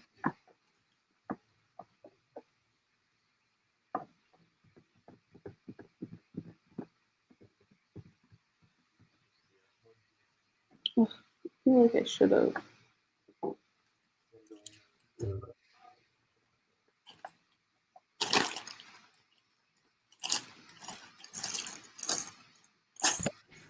I thought it was sharing my screen. Can you guys see my screen? No? No. Uh-uh. Ooh, what exciting orientations. I know.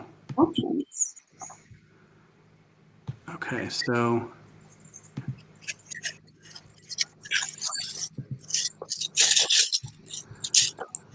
many limitations. Okay, hang on. I think I've got it. There we go. Picks. Now you can see it. Oh.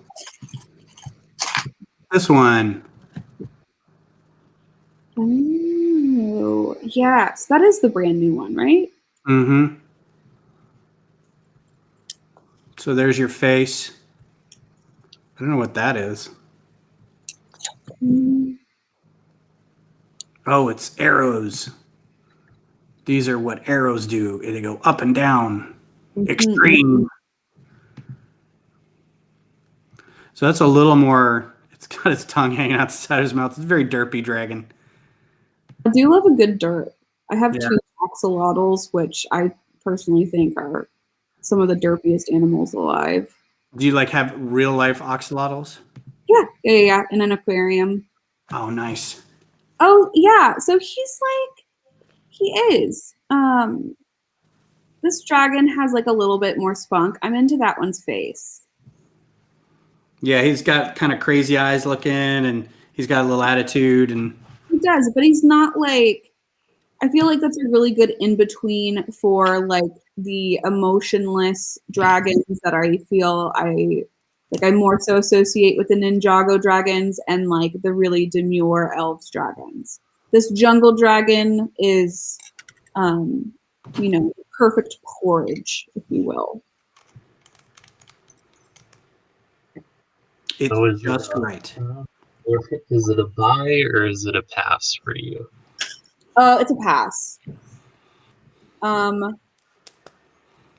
So someone from one of the like Houston Stork and like Vibe TexLUG meetings made this really good suggestion of like doing a sisterhood of like the traveling Lego set. So for like a set that you may not be like really interested in or is like kind of pricey, a bunch of people go in on the set and, like someone builds it, they break it down, they pass it on to the next person. And then at the end, when everybody builds it, you just piece it out. And I feel like that would be like the Ninjago sets, the big Ninjago sets. Those are the types of things that I think that would be really cool to do with, because I have build once and have fun with it. Yeah, build it once just because it's something cool to build, like, and then, pass it off to the next person to build.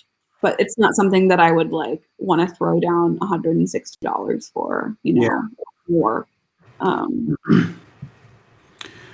Well, sometimes lugs have money in accounts that they can use for stuff like that. If they feel like it's a project that people would like, or if you happen to be able to score one off a Craigslist or Facebook or offer up purchase of some kind, that would be a good use of stuff like that, where it's like, hey, this isn't really one that I like, but if we were going to do a project like this, I would totally buy it, and then we could pass it around, or we could use it for a draft Yeah. thing. And Drafts are really only kind of good if you get like a bunch of sets. Yeah, so the Walmart had that 1,500 piece set for $40. Yeah. They still have that promo going on right now, and it's such a good deal. And if COVID wasn't happening, that would be like such a great draft box type of situation. Yeah. We were actually trying to figure out how to do remote drafts, because I think they'd be doable, but you'd have to have somebody. What's that? Parking lot draft. Yeah, well, yeah, something like that, where everybody's kind of far apart. Everybody gets to, the tables, everything is outside. Somebody would have to kind of work ahead of time to break it all down. You couldn't like have the big event where everybody kind of got together and pieced everything out. Yeah. But if it was done, then you could, all right, whatever, number 2, it's your turn. Number 3, it's your turn. And then only they could walk by the table and get what they wanted. Or just look at the piles and look at the numbers and say, I want number 2, and then nobody touch anything. Mm-hmm. So yeah, it's doable, but yeah. I think that we should have a hazmat suit draft. So I have a question when it comes to these LUG meetings. Like, what exactly goes on in the virtual LUG meetings? So in the before times, the LUG meetings were a time for people to get together and kind of show off stuff they've built, as well as if we had a draft to do, we could do a draft. If there were, sometimes the LUG would buy or have as project support or LUG support from Lego, they would have sets or bags of Lego that we could give as prizes if people voted on, which mock they liked the best that month, that kind of thing. And then it would also devolve into separate groups who wanted to talk about different aspects of building. But then there's also sort of the business of the LUG, like what events are coming up, who's going to be able to go to different events, who can help set things up, who can run them, that kind of thing.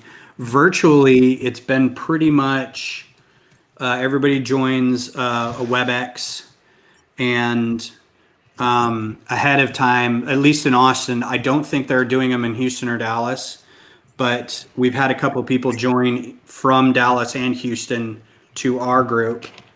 And ahead of time, we set up Google Drive folders where people can upload photos of their builds for that month. And we just take turns, like we've got somebody who's a presenter and they take turns kind of going through each picture and go, okay, well, so-and-so, this is your thing. Talk about your model for a second. So we'll do that. What we've been able to do is one of the guys who he also runs the meeting, he will hand out, or he will have available seed parts. And it's usually nothing major. Like one month it was, a couple of unique bricks that we may have got off of Lug Bulk or something, or that he was able to source from the Lego store or get off BrickLink or something. But he'll have enough for about 20 to 30 people. And if you can go by his house and text him ahead of time, he'll just leave them on the porch for you. And then you take those home and build something, right? The amount of bricks you get is not going to build any one thing very well, but the idea is to inspire you to build something. Mm-hmm. So that's the contest of that month is, okay, well, what did you build off the seed parts? And then if you built something else in the meantime, also you can show that off. So we'll talk about that. Then we'll discuss any the convention coming up. Brick Rodeo is a big topic. There's an event in Killeen that they're talking about right now to see if that's going to be a possibility to handle this year. And that's kind of it. We'll talk about what we're going to build next month, if there's going to be any themes that people want to kind of challenge themselves to build. It's usually about, an hour and a half to 2 hours. Sometimes it goes a little longer than that. But that's pretty much it. Oh, okay, cool. Because I think for this month, I think it's a space theme. Mm-hmm. Yes, so we've Because got. I think seed for this one was a little astronaut. And I This like was- those little astronauts, but I'm nowhere near Austin, so Yeah, so I was these were kinda the like, seed ah. parts for next month. This And- month. Well, yeah, this coming month. So we're supposed to build something inspired by this. But also, I think there was more. We're also trying to figure out a collaborative build for the convention.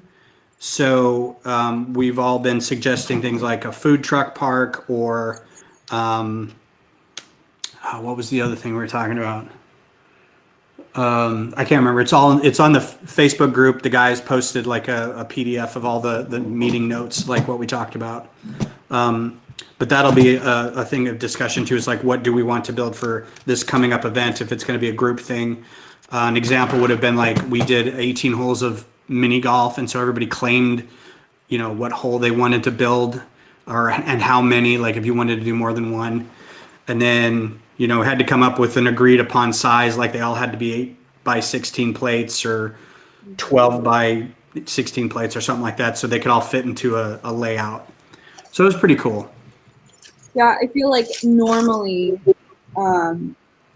like the LUG groups, which if someone doesn't know, it's the LEGO user group, right? Right. The LUG groups are about fostering community, and right now, because of COVID, it's really just about maintaining that community. Yeah, it's really hard to get. I mean, we still got a lot of new people coming in and joining the group, and it's really cool. And it's cool to see what they're bringing already, kind of to the group, like their energy, and like everybody in the group's kind of known for certain things, known for giant mocks of castles or small artistic designs, or like anytime we have any kind of thing where we're picking parts, like a draft or a bulk purchase of some kind, everybody knows that I want small gray parts because I'm the Star Wars nerd space guy. And so if I'm picking pink and purple parts for some reason, they're like, what are you doing? That's not, So we get to know each other a little bit through LUG meetings, and it is hard to do remotely, but we've been able to kind of keep it at least a little, we've been able to maintain a little bit. So is there a particular set that those astronauts are from? Because I'm gonna have to try to track those down. So Because I like those. these are, as far as I know, I don't know what Lego set or what set they came in. I know we got them off a lug bulk last year, and a bunch of people bought a lot, and I think we just had extra to give out as seed parts, but I don't know what else they came in. So there was some, how like LEGO puts out their books, right? It was included in one of those where it was like the little minifig that came with the book. So you can find them on Bricklink. Yeah, and it's weird because sometimes those books are really weird to, like, you don't think about it, but if they don't make as many of those books as they do the figures, those figures become instantly expensive.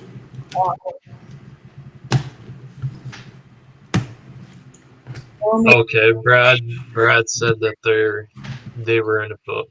Okay, I'll have to do some research and try to track down at least 2 of them. Yeah, I'm gonna have. So I've got my regular Benny. Everybody got the Benny set with all the pink and the yellow and the white spacemen. But this is one of my earliest sets. This is actually an early between Futuron and Classic Space. This is the earliest set I still have together, but he's just a classic blue spaceman. So he's not Benny because he doesn't have the broken visor and he doesn't have the crazy smile. Just a blue spaceman. So when the Lego movie came out, and they're going along and they're Emmett's meeting people and suddenly this blue space guy shows up and his name is Benny. My kids both kind of leaned over and looked at me and were like, "Did they talk to you before they made this movie or something?" Yes, they did. Yeah, I'm like, yeah, they did. My check is in the mail. Apparently. Share that check, Ben. What's that? Share that check. Yeah, share that fat Lego money. So it's at 9 o'clock. We've been going for about 2 hours. You guys, how are you guys doing? I'm doing. So at the beginning of this live stream, I mentioned that I was going to attempt to make an armadillo. Oh, yeah. Let's see how you're doing. It's existing. It's a 9-banded armadillo. 9 bands. This was one of those pieces that came in that house fire bulk lot. It's got the rubber end on it. Has that rubber end. Definitely inspired by Bruni from Frozen, how they used that same piece in blue for his tail. So I have him going. He has the ugly belly, like all wonderful mocks. And then we have his derpy little head that is part cow, part armadillo. Very cool. I know. It will have to be an update because it's dinner time. Yeah. But it was really, yeah, I got more done than I thought I would. I think, I got some of your mock juju working with all these gray bricks. Well, if you ever need more gray brick, you know where to find them. Just hit me up. Yeah. Yeah, I'm going to, since I'm old, it's getting close to bedtime for me. So I am going to switch cameras. No, not turn off cameras, switch cameras. I'm going to take this opportunity. This is my sig fig. I only wear overalls, so my commitment is to collect all of the minifig overalls. And then as soon as into Thursday, just a reminder why we met and why I convinced Ben to host this stream. The disco boy. Yes, disco cowboy. I mean, straight off the bat, he's a rhinestone cowboy. You can't tell me different.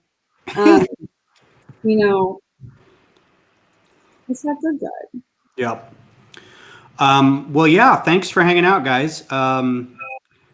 Again, you can, for the viewers here that are still left with us, you can find Michaela at SNOTokay on YouTube and SNOTokay with a 0 in the snot on Insta.